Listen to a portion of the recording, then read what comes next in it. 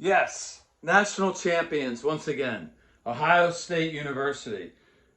This is my sweater, and I swear to God this is from either the 70s or early 80s. Look at this thing. Look at this thing. Like, there's nothing to it, man. This shirt is at least from the 80s as well. Again, nothing to it, man. Back in the day, it was just what it was.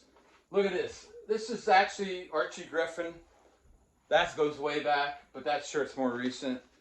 Look at this stuff. This is from just 10 years ago. But it's spread. This is called a newspaper.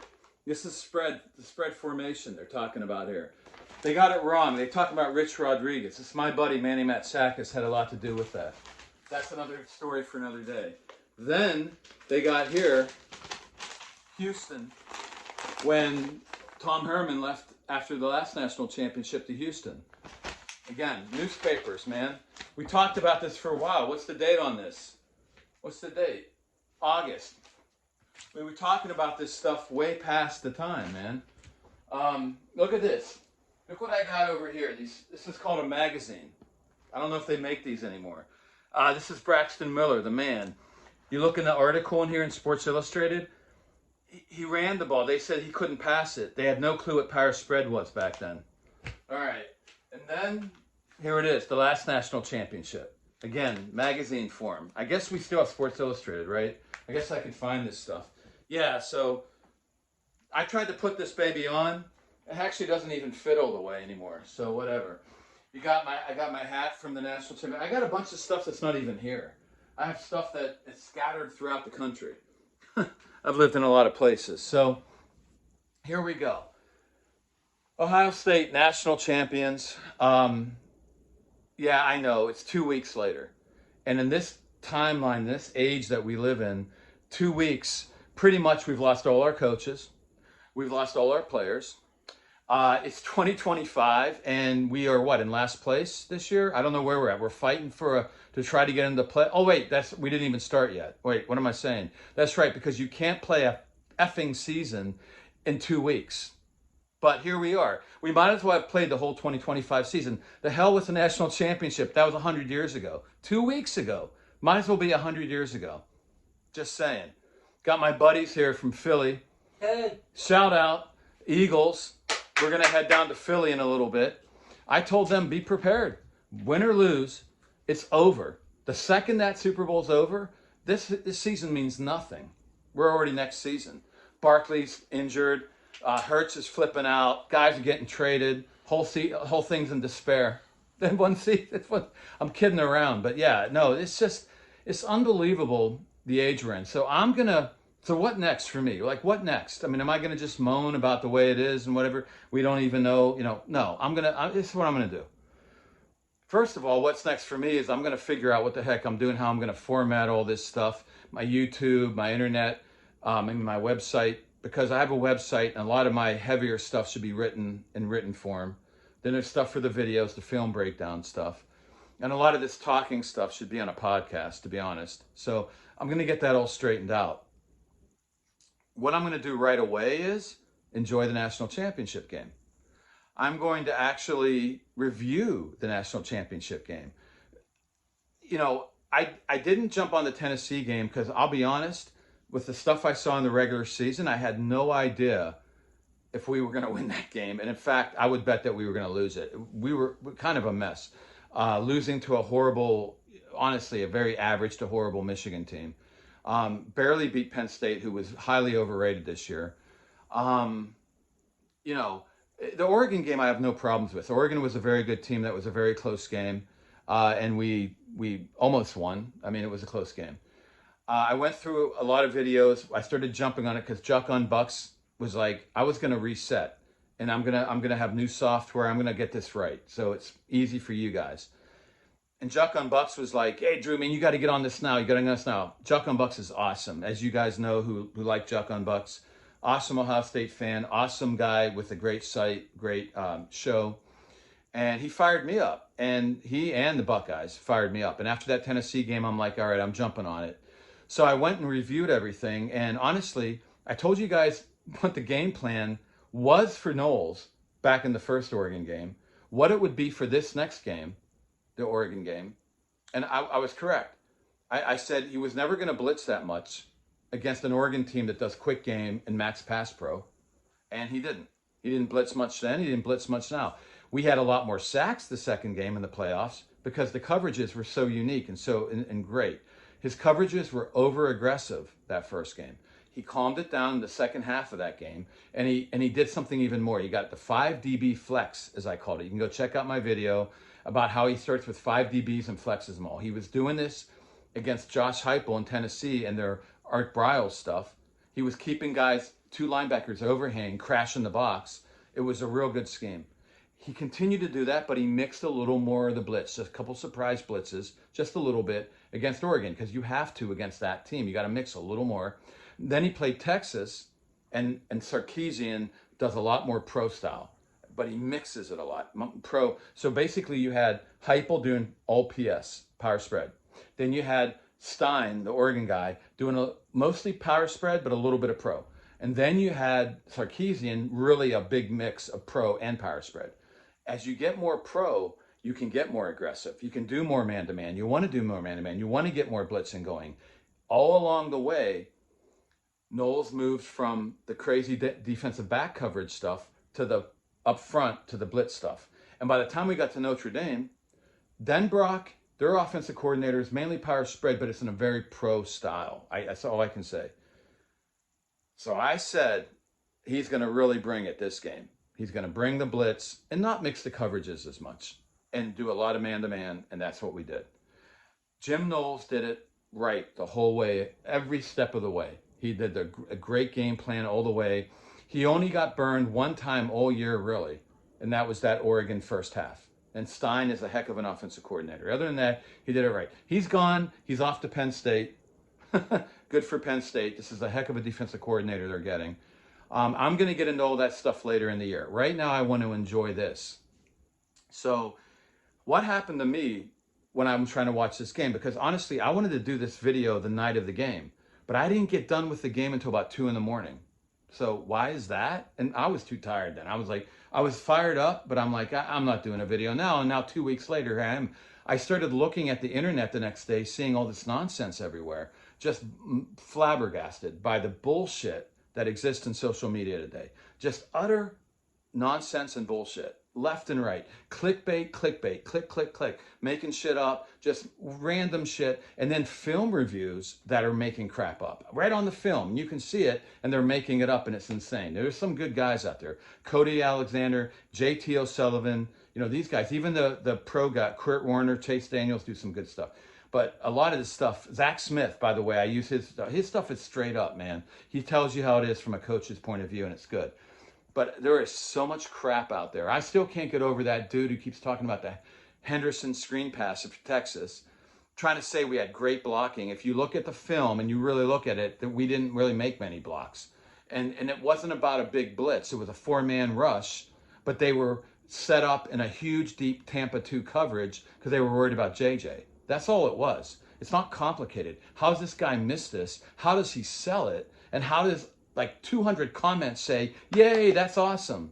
Wow. People are just sleepwalking through everything. That's okay. If you're a fan and you just want to sleepwalk, no problem. But don't pretend that you're knowing something. And God forbid you're like following these guys that are clueless. Okay, that's okay. We're going to move on from there. But I will get to some film review of this Notre Dame. I'm excited to see it. So what happened to me was I wanted to get on Juck live like I did for the Texas game, and I got in a little late. I had to start the game a little late. Then I had a mushroom soup spill over a sofa. Unfortunately, I had to clean all that up. So then I had it paused on the DVR. So by the time I got to the game, I was so behind. And then I decided, you know what? I'm going to do something I used to do all the time. I'm just going to do film review while I'm watching the game live, because I'm not going to get on Juck now. It's just going to be too late. So I did film review. Guess what? 6 hours later, I was done with the game. So that's the stuff that I do. That's the work I do.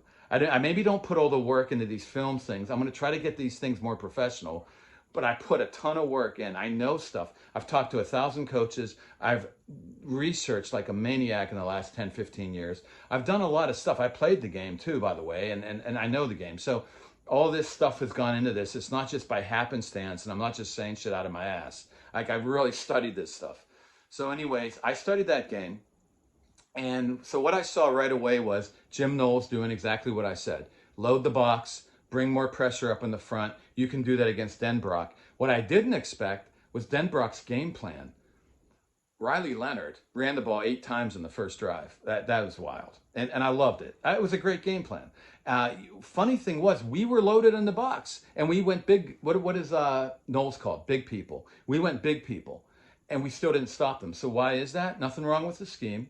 What happened? We weren't prepared. Like mentally, mindset. We were just sitting there. When you run a quarterback, by the way, you're 11 on 11.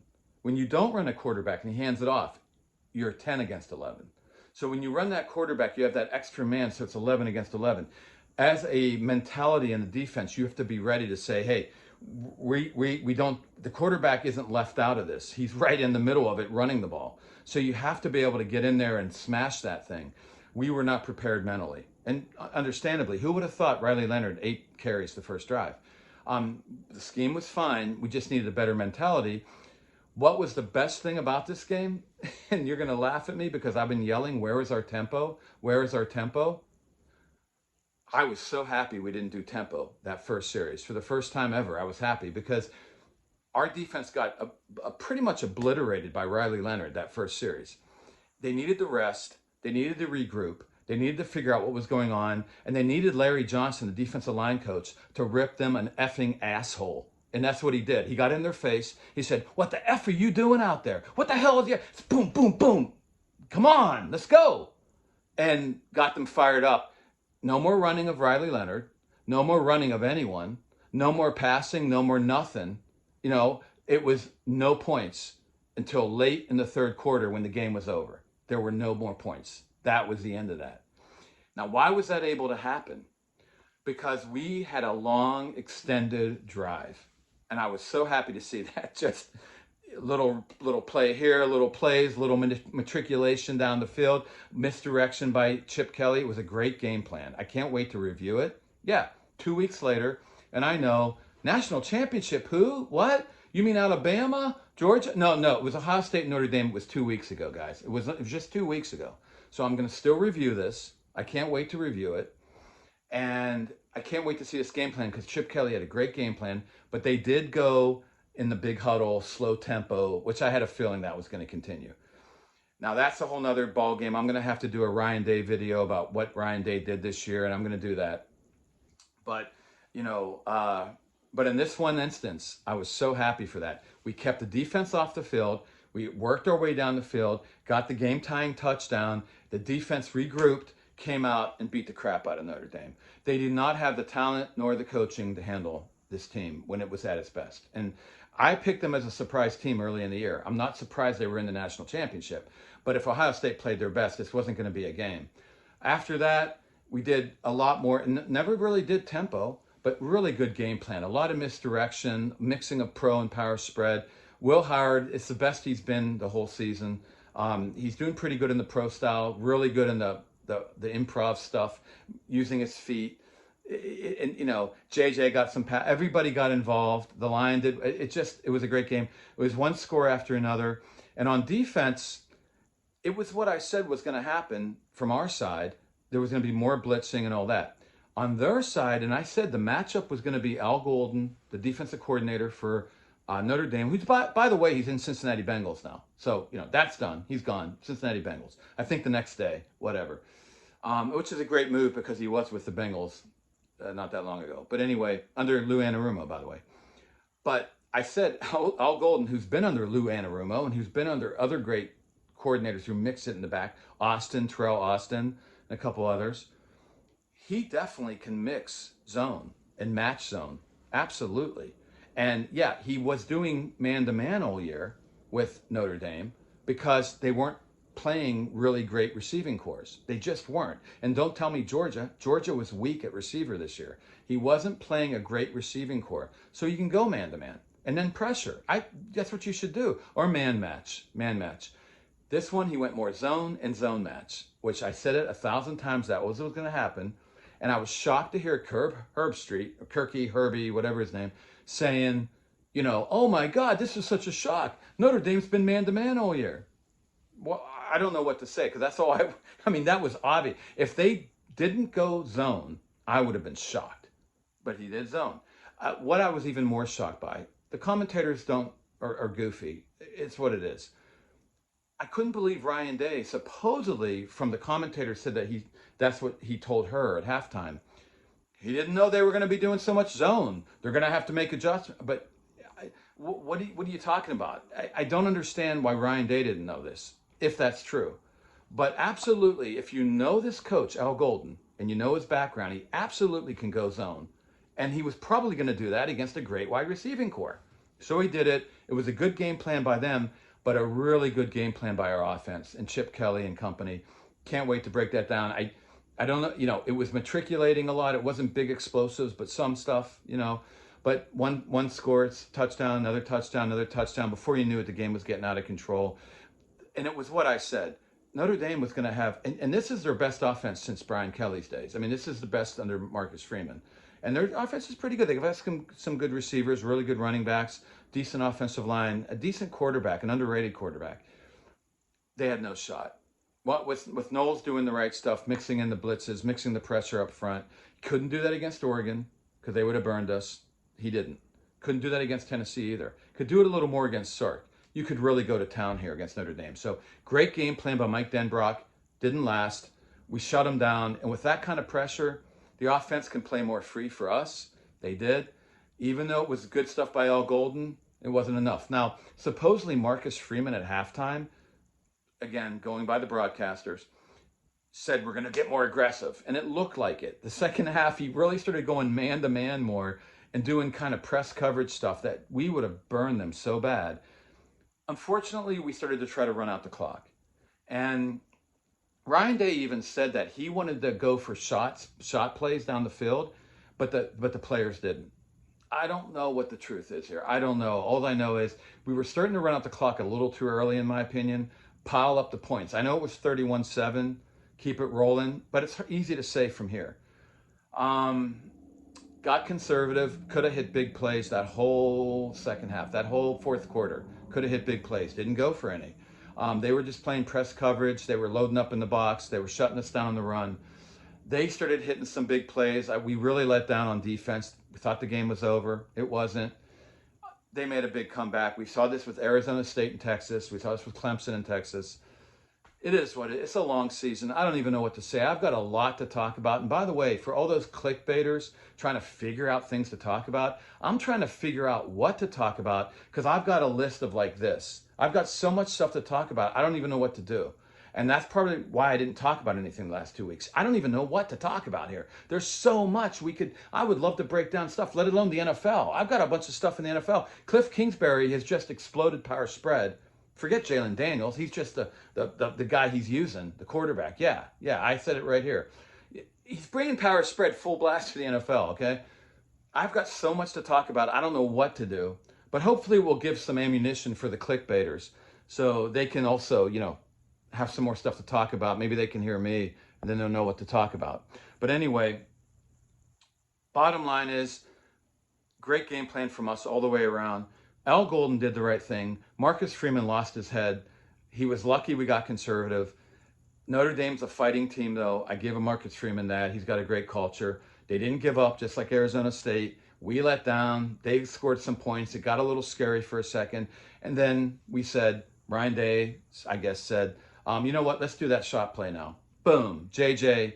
That could have happened the whole fourth quarter. That could have happened part of the third quarter, to be honest. But they did it then. They were playing all that press coverage. It was too easy. And then we didn't even get a touchdown off of that, I think. We just ran out the clock, whatever. But I think we didn't score a touchdown. It's been 2 weeks, so it's like 2 years ago, right? So I can't remember anything. But anyways, great. Awesome. I'm going to enjoy this. I'm going to review it. For any of you who just love this game, or Ohio State fans, or Jim Knowles fans, yeah, I know he's at Penn State now, whatever. Chip Kelly, yeah, he's in the NFL now. Really, the NFL guy should be Ryan Day, not Chip Kelly, but whatever. It's going to be very interesting. I think he's going to get his own stuff with Pete Carroll. Pete Carroll will let him. This will be Chip Kelly's offense with the Raiders. It will be interesting because now we see Cliff Kingsbury doing power spread and air raid stuff. So yeah, Chip Kelly can do his thing, I think. And we'll see what happens in the future with Ryan Day. I'll have a lot more on this. But number one, I want to review this game. I want to talk about this game more. I want to enjoy this national championship. And then maybe after a month or so of that, you know, we'll still have a few months left before the new season begins. And I'll start talking about all the new changes and all the new stuff then. But anyways, OH! I-O! That's my Eagle, guys. We're heading to Philly, Super Bowl. Go Birds.